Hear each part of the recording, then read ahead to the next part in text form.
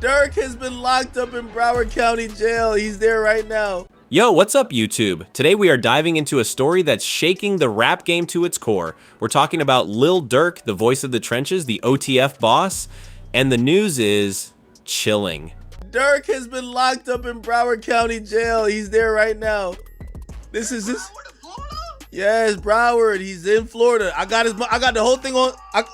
Look on my stream, I got it. Oh my God, bro. As expected, DJ Academics was among the first people to break the news of Durk's arrest to the industry. Federal agents have just arrested Lil Durk, and it's not for some minor beef or a simple gun charge. We're talking about a federal arrest in connection to the August 2022 shooting and attempted murder of Quando Rondo. And right now, Lil Durk is locked up in Broward County Jail, but this isn't just a short stay. Rumors are swirling, and the reality is sinking in. Lil Durk might be waving goodbye to the streets forever because he's facing a life sentence. Life sentence. Let's get into what this means for the F-Boss right now. There are now 5 people in custody who weren't in custody before. 5 people who were alleged to have committed a murder in broad daylight in the middle of the afternoon in the city of Chicago. Gone. For life. That's the headline that's sending shockwaves through the industry. Following his recent arrest on charges related to a murder-for-hire plot, Lil Durk, who was once flying high in private jets, is now confined to the 4 corner walls of a prison cell. Court reports are saying that if convicted, Durk is facing a statutory maximum sentence of life in federal prison. Let that sink in. According to jail records, Durk Banks, the 32-year-old rapper we know as Lil Durk, was booked into Broward County Jail, pending charges of murder for hire. This came after the U.S. District Attorney in Los Angeles filed an indictment against Durk and 5 other members of Only the Family OTF. The indictment charges them with alleged conspiracy to commit murder for hire resulting in death, and the use of a machine gun also resulting in death. The charges claim these men arranged to travel across state lines to carry out the alleged attack against Quando Rondo's Circle back in 2022. And as authorities stated, there are now 5 people in custody who weren't in custody before. 5 people who were alleged to have committed a murder in broad daylight in the middle of the afternoon in the city of Chicago.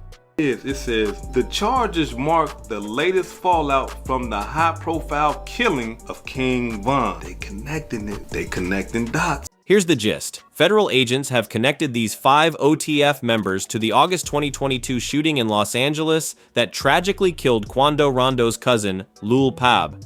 And records show that Quando Rondo himself was the target of this operation. Why? Retaliation. Retaliation for the death of Lil Durk's best friend, King Vaughn.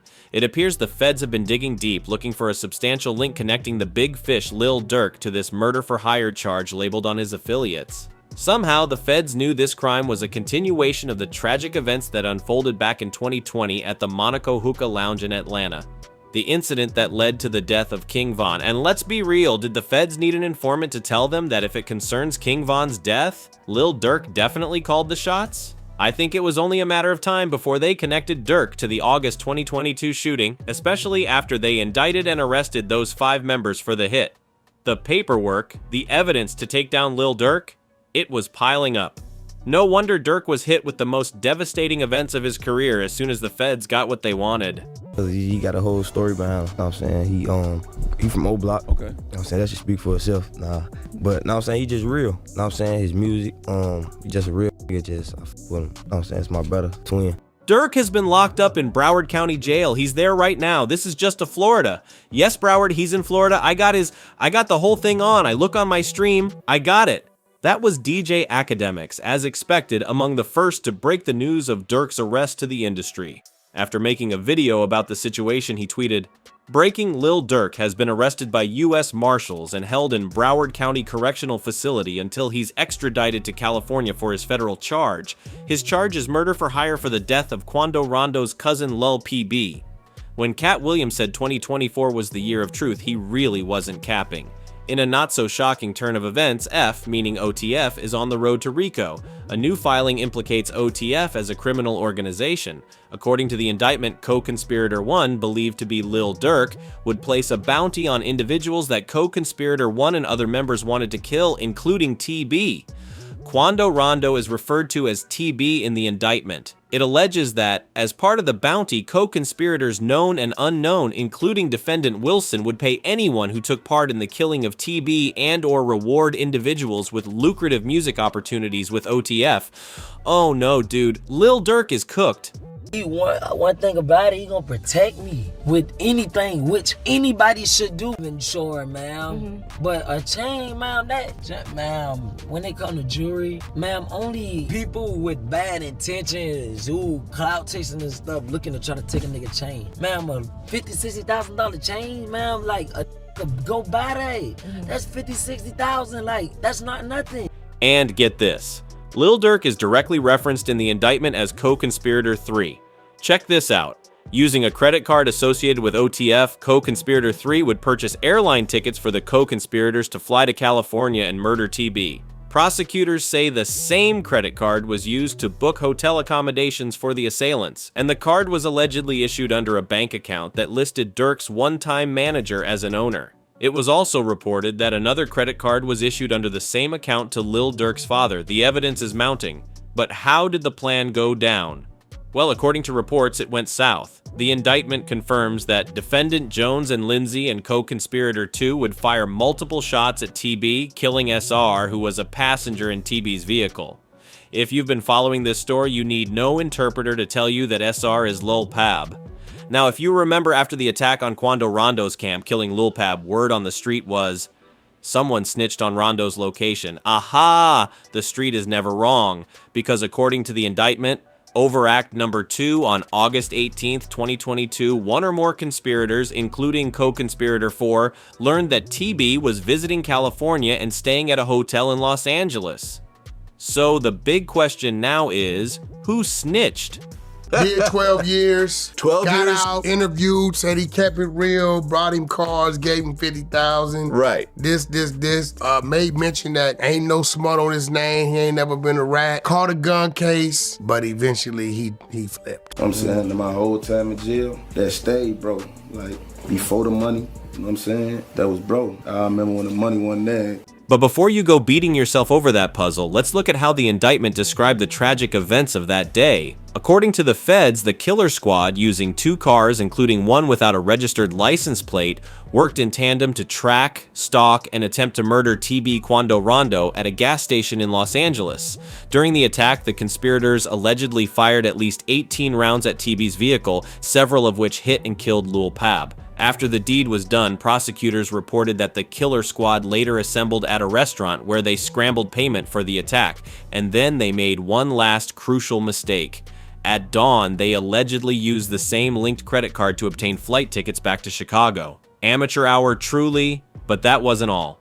In an unexpected turn of events, Lil Durk's murder-for-hire trial was postponed to October 2025, pushed back from its original date of January 7th, 2025. Why? Because both the prosecution and defense agreed the case was so unusual and so complex and required extra time. According to news reports, discovery for the case includes more than 230 gigabytes of digital evidence and over 20,000 pages of reports about murder and other violent acts, photographs, witness statements, and medical documents. Massive.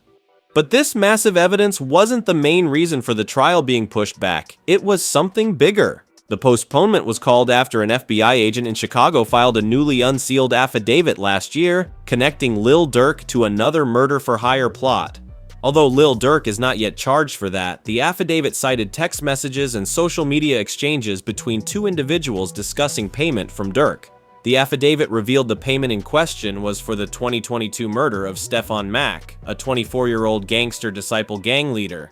Word on the street says the hit was retaliation for the murder of Lil Durk's brother, D-Thang. In June 2021, Lil Durk's brother, D-Thang, was shot and killed, allegedly by a gangster disciple member. It seems Durk always slid for his brothers. The FBI agent cited the hit, alleging in the affidavit that Durk was and still is offering money for people to kill those responsible for his brother's murder, including his longtime ops, gangster disciples members.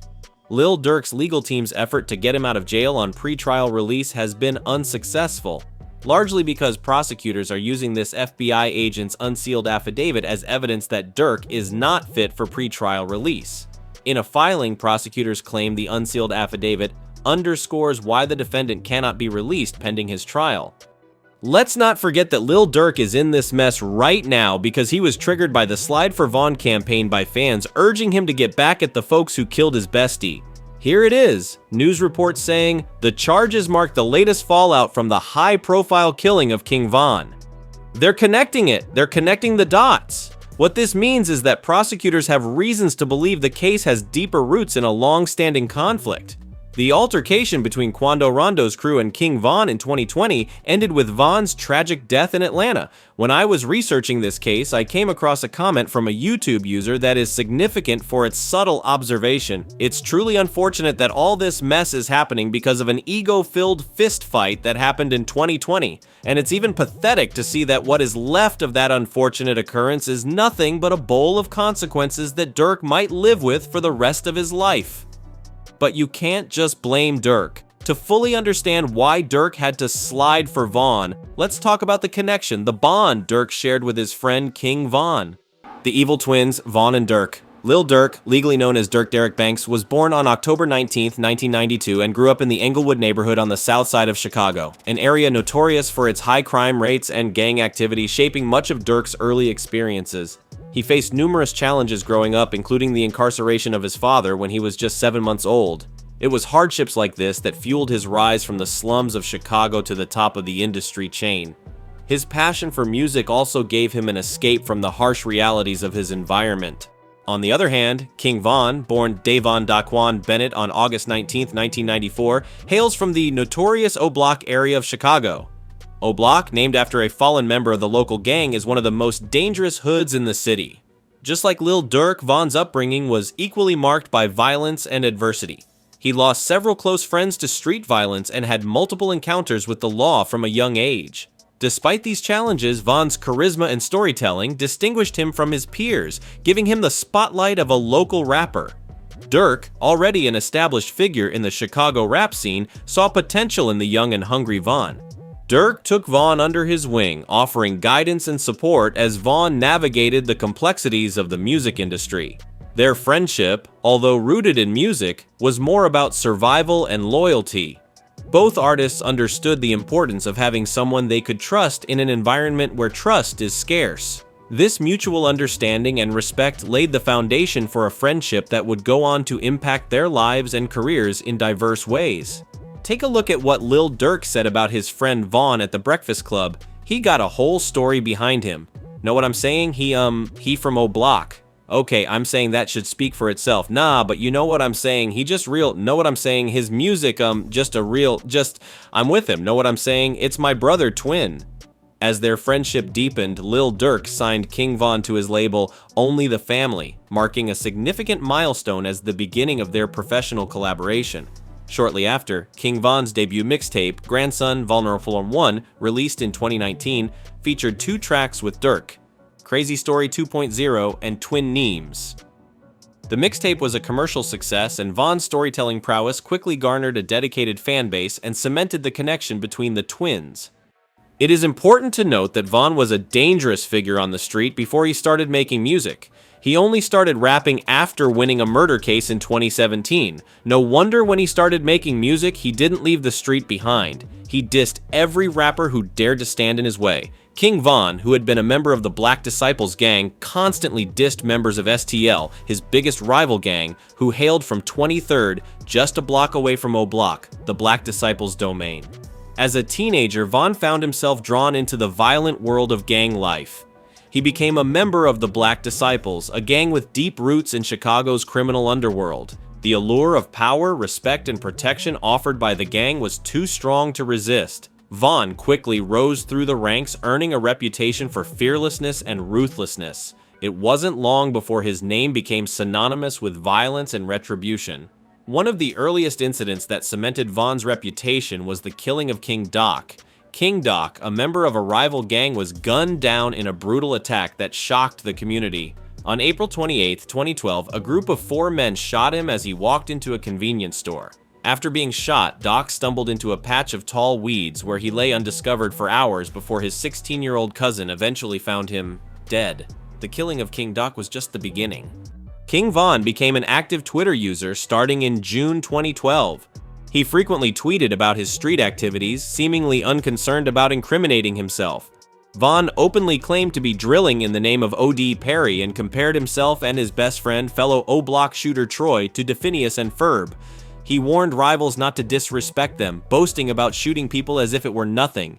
He tweeted about drilling since he was young and even expressed a desire to kill cops. On August 7th, 2012, Vaughn tweeted that homicide is in the air and that it smells like a graveyard. In the early hours of the following morning, August 8th, 2012, a group from O-Block, rumored to include King Vaughn and Troy, was out looking for enemies. Dirty Ree, real name Tyrell Joshua, an older member affiliated with St. Lawrence, Eberhart, and Garrow City, was back in town and ended up being shot dead.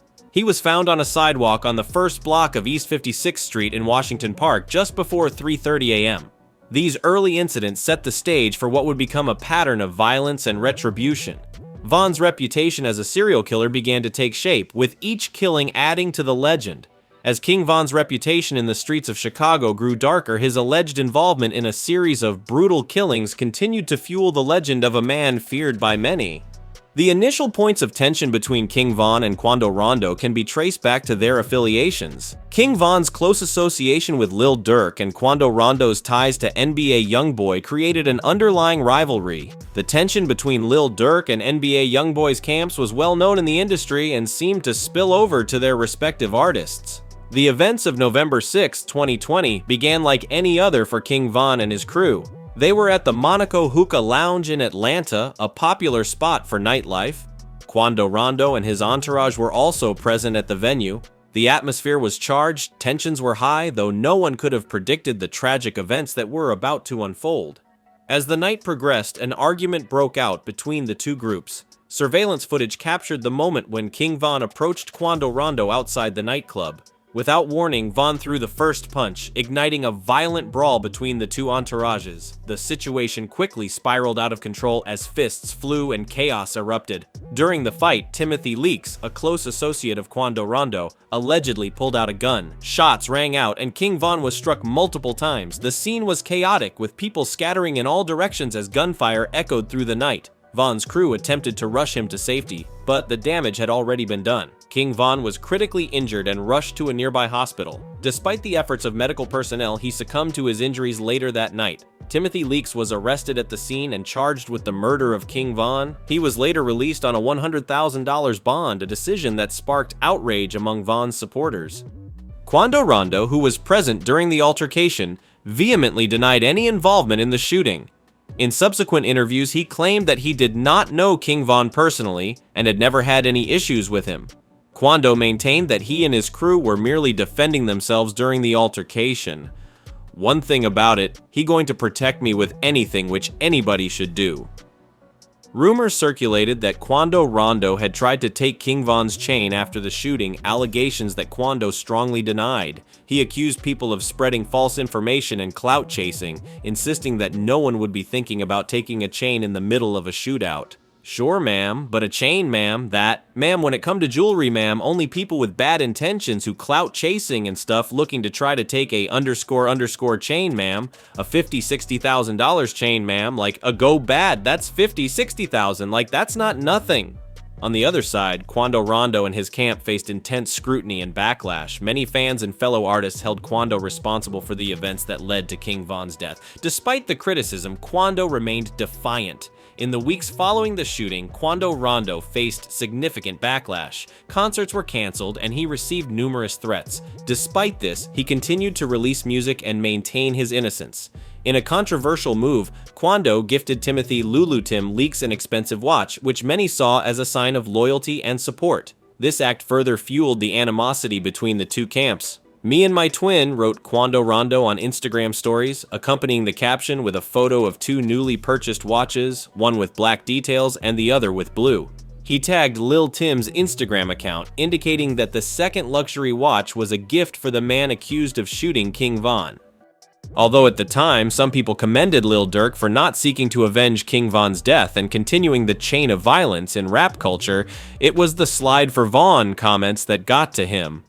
Unfortunately, when Durk called the hit and his empire came crashing down, fall of an empire. It is true that when the mighty fall, They fall along with everything they worked for.